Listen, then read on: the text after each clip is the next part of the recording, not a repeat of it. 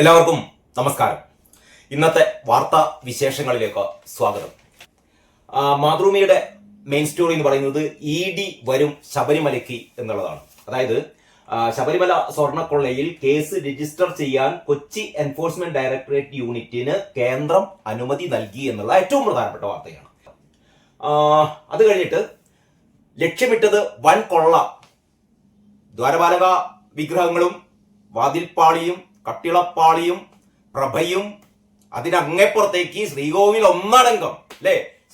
ഒന്നടങ്കം കട്ടുകൊണ്ടുപോകാനായിരുന്നു സഖാക്കന്മാർ ശ്രമിച്ചത് എന്ന ഹൈക്കോടതിയുടെ നിരീക്ഷണമാണ് കേട്ടോ.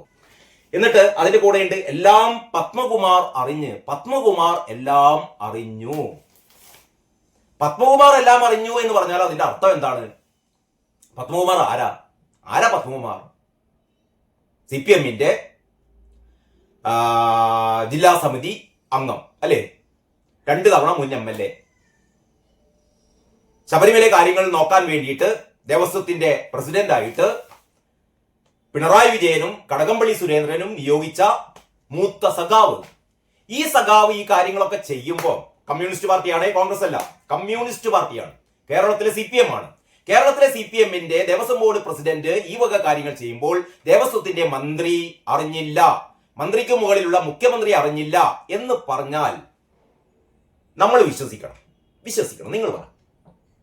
CPM എന്ന് പറയുന്ന പ്രസ്ഥാനം അല്ലെങ്കിൽ CPM എന്ന് പറയുന്ന ആ ഒരു സംഘടനാ സംവിധാനം, അതില് ഒരു മന്ത്രിയുടെ കീഴിലുള്ള ഒരു വകുപ്പ്, ആ വകുപ്പിലെ ഏറ്റവും പ്രധാനപ്പെട്ട ക്ഷേത്രമാണ് ശബരിമല എന്ന് പറഞ്ഞാൽ ശബരിമല ക്ഷേത്രത്തിന്റെ പരിപാടികളാണ് ആ വകുപ്പിന്റെ ഒരു 99% നിർവഹിക്കാനുള്ളത്.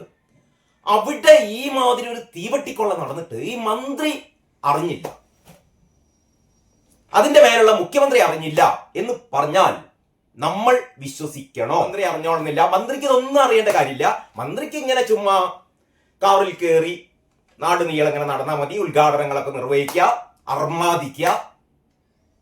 പിണറായി വിജയന് പിന്നെ ഇതൊന്നും അറിയണ്ട. മറ്റേ ശിവശങ്കർ പണ്ട് പറഞ്ഞ പോലെ, ശിവശങ്കർ 4-5 എണ്ണം അകത്താക്കിയപ്പോൾ ശിവശങ്കർ പറഞ്ഞിരുന്നു, പൊട്ടനാണ്, വിവരല്ല, എല്ലാത്തിന്റെ അടിയിൽ ഇങ്ങനെ ഒപ്പിടാൻ മാത്രം അറിയാം.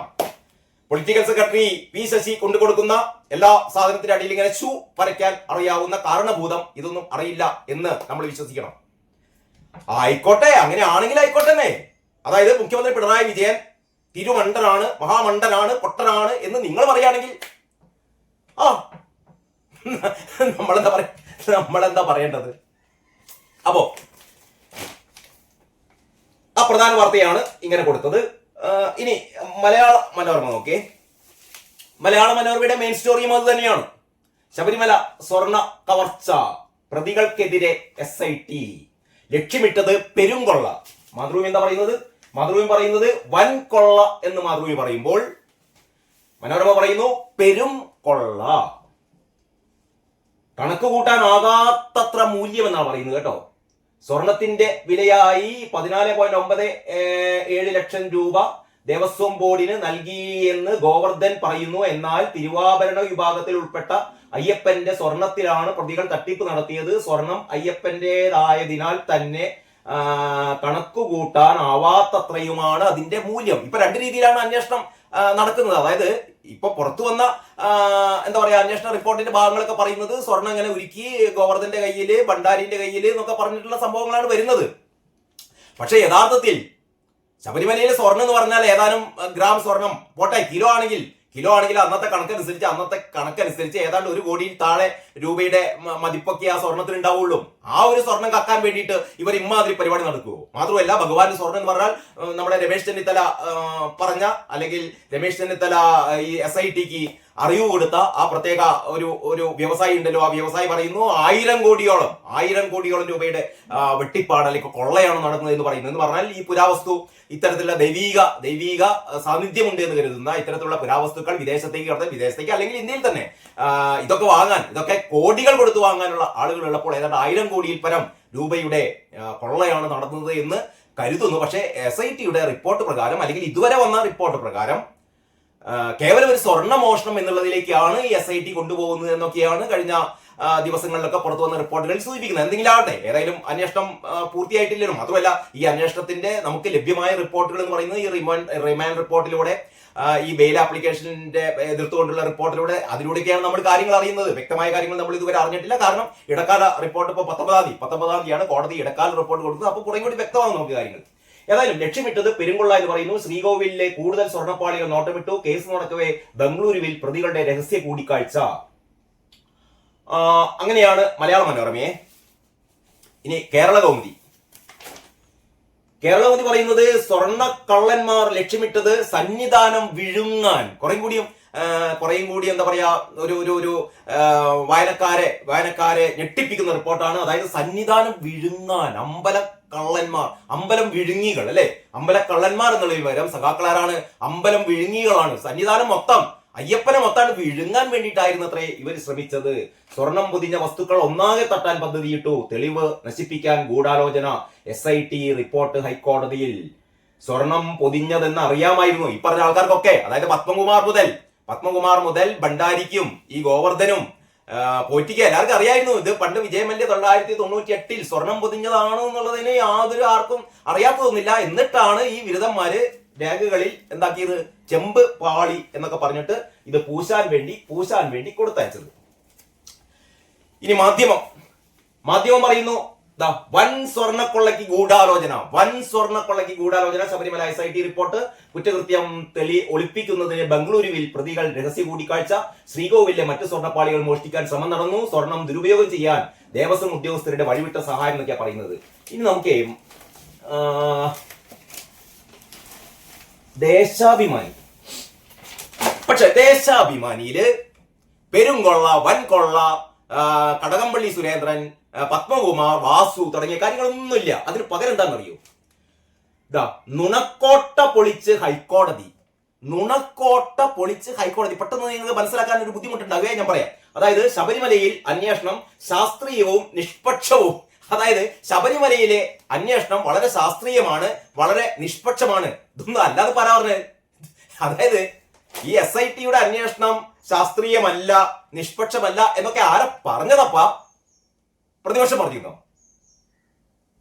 ആരെ പറഞ്ഞത്? അപ്പൊ ഇവർക്ക് തന്നെ എന്താ പറയാ, ഈ അന്വേഷണം ഒന്നും ശരിയായ രീതിയിലല്ല എന്ന് ഇവർക്ക് തന്നെ അറിയാം. പക്ഷേ ഇവരുടെ സേഫ് സോൺ, ഇവരിപ്പം വളരെ സേഫ് സോണിലാണ്. എന്ന് പറഞ്ഞാൽ SITയുടെ അന്വേഷണം ഏതാണ്ട് കുറച്ച് സ്വർണം അവിടുന്ന് ഇവിടുന്ന് മോഷണം പോയതാണ്. അത് എന്താ പറയാ, ഈ രേഖകളിലുള്ള തിരിമറി, അല്ലെങ്കിൽ ഈ ദേവസ്വം ഉദ്യോഗസ്ഥരുടെ നേതൃത്വത്തിൽ നടന്ന ചില തിരിമറികള്, ദേവസ്വം ബോർഡ് അവരുടെ ജാഗ്രത കുറവ് എന്നൊക്കെ രീതിയിലാണ് SITയുടെ അന്വേഷണം ഇപ്പോൾ പോയിക്കൊണ്ടിരിക്കുന്നത്. ഇതില് സഖാക്കന്മാർക്ക് ഭയങ്കര ഹാപ്പി, ദേശാഭിമാനിക്ക് ഹാപ്പി. അതാ പറയുന്നത് ശബരിമലയിൽ അന്വേഷണം ശാസ്ത്രീയവും നിഷ്പക്ഷവും എന്ന് ദേശാഭിമാനിയോട് പ്രഖ്യാപിക്കുകയാണ്. അതായത് ഇതിന്റെ ഉള്ളിൽ കിടക്കുന്ന സഖാക്കളെ കുറിച്ച് ഒന്നും പറയുന്നില്ല കേട്ടോ. അതായത് ഇവര് പറയുന്നത്, ഇന്നലത്തെ ആ റിപ്പോർട്ടില് പോറ്റിയും ഗോവർദ്ധനും ഭണ്ഡാരിയും കൂടിയും ഈ കേസ് ഹൈക്കോടതിയിൽ വന്നപ്പം ഒക്ടോബറില്, അതായത് കേസ് അന്വേഷണം തങ്ങൾ പിടിക്കപ്പെടും, ഇത് സഖാക്കള് നടത്തിയ കൊള്ളയാണെങ്കിലും കൊള്ളയുടെ താഴെ തട്ടിൽ ഇതിനുള്ള കാര്യങ്ങളൊക്കെ നിർവഹിച്ചത് പോറ്റിയും ഭണ്ഡാരിയും ഗോവർദ്ധനൊക്കെയാണല്ലോ. ഇതിനുള്ള എല്ലാവിധ ഒത്താശകളും ചെയ്തു കൊടുത്തത് ആരാണ്? സഖാക്കന്മാരാണ്. അതുകൊണ്ടാണല്ലോ ജയിലിൽ കിടക്കുന്നത്. ഇനി ജയിലിൽ പോകാൻ വേണ്ടിയിട്ട് കടകംപള്ളിയും വാസവനും പ്രസാദൊക്കെ ഇങ്ങനെ ക്യൂ സിസ്റ്റാണ്. ഇനി അടുത്തതാരാണ്? അടുത്തത് കടകംപള്ളി, അതിന് പിന്നാലെ പ്രശാന്ത്, അതിന് പിന്നാലെ വാസവൻ, അതിന്റെ പിന്നാലെ ഞാൻ പറയുന്നില്ല, പറയിപ്പിക്കരുത് നിങ്ങൾ. അപ്പോ ദേശാഭിമാനിക്ക് ഭയങ്കര ഹാപ്പി. കാരണം നമ്മൾ നേരത്തെ തന്നെ ഹൈക്കോടതി നിരീക്ഷിച്ചതാണ്. കേസന്വേഷണം ഇഴയുകയാണ്, കേസന്വേഷണം സ്തംഭിക്കുകയാണ്, വൻ തിമിംഗലങ്ങളൊക്കെ ഉണ്ട്. പക്ഷെ ഒരു തിമിംഗലത്തിനെയും പിടിക്കുന്നില്ല, പത്മകുമാറിൽ ഇങ്ങനെ ജാമായി നിൽക്കുകയാണ് എന്നൊക്കെ നേരത്തെ ഹൈക്കോടതി പറഞ്ഞിരുന്നു. ഇപ്പൊ ദേവസ്വം ബെഞ്ച് പറയുകയാണെങ്കിൽ കുഴപ്പമൊന്നുമില്ല, ഇങ്ങനെ പോയിക്കോട്ടെ എന്നാണ് പറയുന്നത് എന്നതിന്റെ അടിസ്ഥാനത്തിൽ ദേശാഭിമാനി പറയാണ് നുണക്കോട്ട പൊളിച്ച് ഹൈക്കോടതി. ഏത് നുണക്കോട്ടയാണെന്ന് അറിയോ? സ്വന്തം ലേഖിക എഴുതിയതാണ്, കൊച്ചിയിൽ നിന്നാണ്. ശബരിമല സ്വർണ്ണ മോഷണ കേസിലേത് ശാസ്ത്രീയവും നിഷ്പക്ഷവുമായ അന്വേഷണമാണ് എന്നും പ്രത്യേക അന്വേഷണ സംഘത്തിന് നേരെ നടക്കുന്നത് കുപ്രചരണമാണ് എന്നും ഹൈക്കോടതി വ്യക്തമാക്കിയതോടെ പൊളിഞ്ഞത് പ്രതിപക്ഷവും മാധ്യമങ്ങളും കെട്ടിപ്പൊക്കിയ നുണക്കോട്ടകൾ. അപ്പൊ പ്രതിപക്ഷവും മാധ്യമങ്ങളും കെട്ടിപ്പൊക്കിയ നുണക്കോട്ടകളൊക്കെ പൊളിഞ്ഞു പോയി എന്നാണ് പറയുന്നത്. പ്രതിപക്ഷവും മാധ്യമങ്ങളും ആകെ പറഞ്ഞത് ഹൈക്കോടതി ചൂണ്ടിക്കാട്ടിയതാണ്. ഹൈക്കോടതി തന്നെ ചൂണ്ടിക്കാട്ടിയ കാര്യമാണ് പറയുന്നത്. ഹൈക്കോടതിയാണ് പറഞ്ഞത് കേസ് അന്വേഷണം സ്തംഭിച്ചോ, വേണ്ട രീതിയിലേക്ക് അന്വേഷണം പോകുന്നില്ല, ഉന്നതരിലേക്ക് പോകുന്നില്ല എന്നൊന്നും പറഞ്ഞത് ഇവിടുത്തെ പ്രതിപക്ഷ നേതാവ് വി ഡി സതീശനോ അല്ലെങ്കിൽ രാജീവ് ചന്ദ്രശേഖരോ അല്ലെങ്കിൽ ഈ മാധ്യമ പ്രവർത്തകരോ ഒന്നല്ല. ഇത് പറഞ്ഞത് ഹൈക്കോടതിയാണ് പറഞ്ഞത്. പ്രത്യേകിച്ചും ഈ എന്താ പറയാ, നമ്മുടെ കടകംപള്ളിയെ മൊഴിയെടുക്കാൻ അല്ലെങ്കിൽ ചോദ്യം ചെയ്യാൻ വേണ്ടി വിളിപ്പിച്ചത് ഈ തദ്ദേശ സ്വയംഭരണ തെരഞ്ഞെടുപ്പ് കഴിഞ്ഞതിന് ശേഷമാണ്. അതിന് മുന്നേ വിളിപ്പിച്ചില്ല. കാരണം ഇതിലൊക്കെ വിജയന്റെ പോലീസാണല്ലോ, വിജയന്റെ പോലീസാണ്. ഹൈക്കോടതിയുടെ നിയന്ത്രണം ഉണ്ടെങ്കിലും അന്വേഷിക്കുന്നതൊക്കെ വിജയന്റെ പോലീസാണ്. അപ്പോൾ വിജയന്റെ ഒരു ഇടപെടൽ, പ്രത്യേകിച്ചും പി ശശിയുടെ ഇടപെടലൊക്കെ ഇതിന്റെ അകത്ത് ഉണ്ട്, നമുക്കൊക്കെ അറിയാം. അതല്ലാത്ത ഇതൊന്നും ഇങ്ങനെയൊന്നും നടക്കില്ല. അല്ലെ ഹൈക്കോടതിയുടെ നേതൃത്വത്തിലായതുകൊണ്ട് വിജയന് അല്ലെങ്കിൽ പി ശശിക്ക് അല്ലെങ്കിൽ CPM ഒരു തരത്തിലുള്ള നിയന്ത്രണവും ഈ പോലീസുകാർക്ക് മേലെ ഇല്ല, പോലീസ് ഉദ്യോഗസ്ഥർക്ക് മേലെ ഇല്ല എന്നൊക്കെ കരുതാൻ നമ്മളങ്ങനെ മുലപ്പാൽ മാത്രം കുടിച്ച് ജീവിക്കുന്ന ശിശുക്കളല്ലല്ലോ. നമുക്കറിയാലോ ഇവരുടെ ഇടപെടൽ ഏതൊക്കെ രീതിയിൽ, അല്ലേ?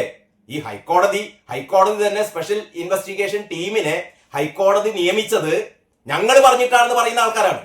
ഞങ്ങൾ പറഞ്ഞിട്ടാണ് ഹൈക്കോടതി ഈ അന്വേഷണത്തെ നിയമിച്ചത്. ഞങ്ങളാണ്. വേറൊരു സഖാവ് പറഞ്ഞത് ഞങ്ങളല്ലായിരുന്നെങ്കിൽ ഇത് കണ്ടെത്തുമായിരുന്നു എന്നാണ് ചോദിച്ചത്. അതായത് ഭരണത്തിൽ CPM അല്ലായിരുന്നെങ്കിൽ ഈ കൊള്ള ഇത് നടത്തിയത് മുഴുവൻ CPM-മാരാണ്. നടത്തിയത് മുഴുവൻ CPM എന്ന് പറഞ്ഞാൽ ഞങ്ങളെ കൊള്ള കണ്ടെത്തിയത് ഞങ്ങളാണല്ലോ എന്നൊരു വിദണ്ഡ ന്യായം കൂടി പറയുന്ന കമ്മികളോട് എന്ത് പറയാനാണ്, അല്ലേ?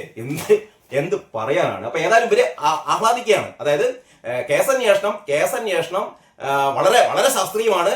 കാരണം പോറ്റി, ഗോവർദ്ധൻ, പങ്കജ് ഭണ്ഡാരി ഇവരുടെ ആഗ്രഹം ഇതിലാണ് നിൽക്കുക എന്നുള്ളതാണ്. മാത്രമല്ല ഇതിന്റെ ഇങ്ങപ്പുറത്ത് വേറെ സ്റ്റോറി ഉണ്ട്. ഹൈക്കോടതിയിൽ SIT 3 പ്രതികൾ ഗൂഢാലോചന നടത്തി. അതായത് ഈ ഒക്ടോബറിൽ ഗോവർദ്ധനും ഭണ്ഡാരിയും പോറ്റിയും കൂടിയും ബാംഗ്ലൂരിൽ വെച്ചിട്ട് ഒരു ഗൂഢാലോചന നടത്തി എന്ന് പറഞ്ഞാൽ കേസ് തങ്ങളിലേക്ക് അന്വേഷണം വരുന്നു. അപ്പൊ ഇതിന്ന് രക്ഷപ്പെടാൻ വേണ്ടിയിട്ട് എന്തൊക്കെ കള്ളത്തരങ്ങളാണ് പറയേണ്ടത് എന്ന് ഇവർ അഭിഭാഷകരുടെ നേതൃത്വത്തിൽ ചർച്ച ചെയ്തിട്ടുണ്ടാവും. സ്വാഭാവികമാണ്. ഇപ്പൊ ഇവര് പറയുന്ന കാര്യങ്ങളൊക്കെ ഉരുക്കിയത് മറ്റേ ഇയാളുടെ അടുത്തുനിന്ന്, ഗോവർദ്ധന്റെ അടുത്തുനിന്ന് കിട്ടി തുടങ്ങിയ കാര്യങ്ങളൊക്കെ അവർ പറയുന്നുണ്ടല്ലോ. ഇതൊക്കെ പച്ച നുണയാണെന്ന് നമുക്കറിയാം. കാരണം ഇതൊക്കെ നേരത്തെ അഭിഭാഷകർ പറഞ്ഞു പഠിപ്പിച്ചതായിരിക്കും. ഇതൊക്കെ കടൽ കടന്ന് പോയിട്ടുണ്ടാവും. ഇതൊക്കെ നേരത്തെ രമേശ് ചെന്നിത്തലയുടെ ആ വ്യാപാരി പറഞ്ഞ പോലെ അല്ലെങ്കിൽ ആ പ്രവാസി പറഞ്ഞ പോലെ കോടികൾ കൈമാറിയിട്ടുണ്ടാവാം.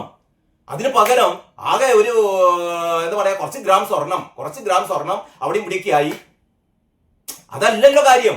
പക്ഷെ അങ്ങനെയാണ് എന്നാണ് ദേശാഭിമാനി വരുത്തി തീർക്കുന്നത്. ഇതിൽ കടകംപള്ളിയും ഇല്ല, പത്മകുമാറും ഇല്ല, വാസു ഇല്ല. എന്നിട്ട് ഈ വാർത്തയുടെ ഏറ്റവും അവസാനം എന്താണെന്നറിയോ? നിങ്ങൾ ചിരിക്കരുതാരും. ഇതിന്റെ വാർത്ത കൺക്ലൂഡ് ചെയ്യുന്നത്, വാർത്ത അവസാനിപ്പിക്കുന്നത് ഇങ്ങനെയാണ്: ശബരിമലയിലെ SIT അന്വേഷണം ഹൈക്കോടതി നിരീക്ഷണം, പ്രതിപക്ഷ മാധ്യമ കൂട്ടുകെട്ടിനുള്ള മറുപടിയാണ് ഹൈക്കോടതിയുടെ നിരീക്ഷണം. ഹൈക്കോടതിയുടെ എന്ത് നിരീക്ഷണം? ഈ അന്വേഷണത്തിൽ കുഴപ്പമൊന്നുമില്ല എന്ന് ഈ ദേവസ്വം ബെഞ്ച് പറഞ്ഞത് എന്താ പറയാ, പ്രതിപക്ഷ മാധ്യമ കൂട്ടുകെട്ടിനുള്ള മറുപടി എന്നാണ് പറയുന്നത്. എന്നിട്ട് ഈ വാർത്തയുടെ ഇതിന്റെ അവസാനമുള്ള ഒരു കാര്യമാണ്, മുഖ്യപ്രതി ആരാണ്?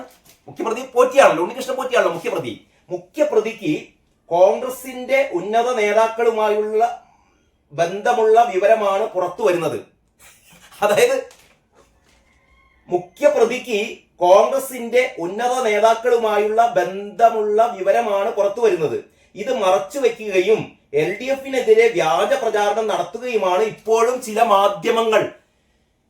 എന്താ പറയാ, ദേശാഭിമാനി വാർത്തകളുടെ ഈ സംഭവങ്ങളിലൊക്കെ അവസാനം പറയാണ്, മുഖ്യപ്രതി കോൺഗ്രസിന്റെ നേതാക്കളുമായി എന്ന് പറഞ്ഞാൽ കോൺഗ്രസിന്റെ നേതാക്കളാണ് ഈ കൊള്ള മുഴുവൻ നടത്തിയതെന്നാണ് ഇപ്പോഴും ഈ കള്ളപത്രം പറയുന്നത് കേട്ടോ. ഇതാ ഈ ഏത് പേജാണ്? 5-ാം പേജില് ശബരിമലയിലെ SIT അന്വേഷണം, ഹൈക്കോടതി നിരീക്ഷണം, പ്രതിപക്ഷ മാധ്യമ കൂട്ടുകെട്ടിനുള്ള മറുപടി എന്ന വാർത്ത അവസാനിക്കുന്നത് ഇങ്ങനെയാണ്: മുഖ്യപ്രതിക്ക് കോൺഗ്രസിന്റെ ഉന്നത നേതാക്കളുമായുള്ള